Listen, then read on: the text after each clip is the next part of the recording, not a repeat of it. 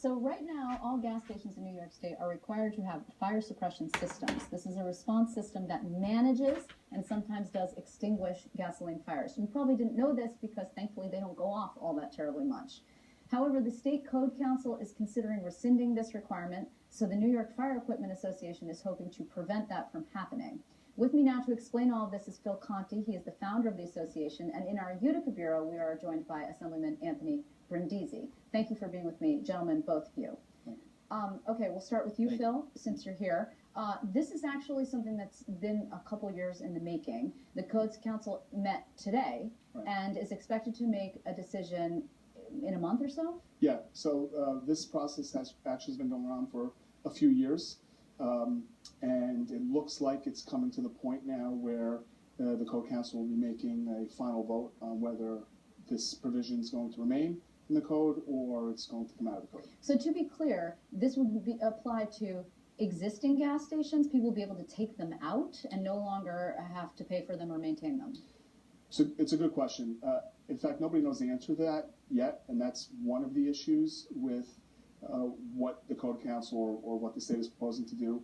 There is no plan in place to deal with the 1,000+ service stations that currently have fire suppression systems.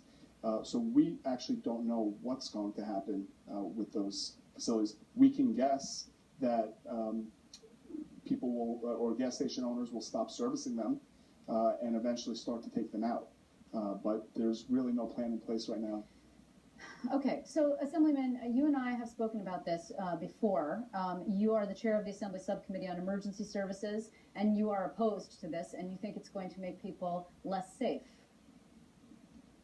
Yeah, if you just look at the history of New York State, we've always led the nation in common sense, safety regulations, and that notion is always extended to motorists who are filling up at the gas station.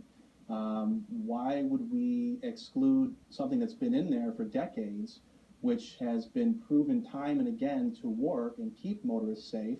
We've seen video and incidents around the state, one as recent this past year from Saratoga County, where a truck backed into a gas pump. There was an explosion, a fire broke out, and within seconds, the fire was extinguished by the suppression system. So this is really the next best thing to having a fire truck sitting there at the station.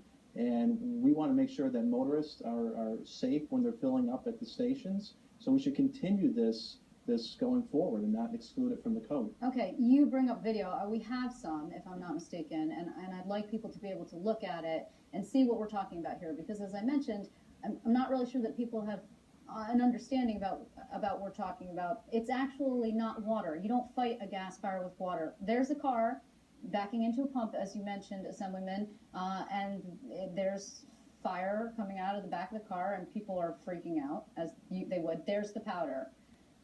There's the powder. Okay, and the fire is, if not put out, at least suppressed long enough for people to get out of the way of danger. That's how it works. People driving away, as you see. Now, Phil, there's powder all over the place.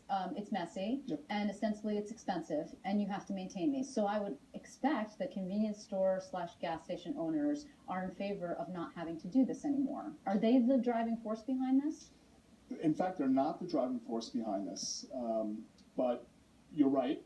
Anytime you tell a business or a group of businesses that you will lower their operating costs, and fire safety is an operating cost, you're going to get a lot of people that jump on the bandwagon. But I'm not so sure that the Convenience Store Association that has come out against these systems represents all gas station owners and all convenience stores. But yeah, essentially when it comes to saving money, sometimes these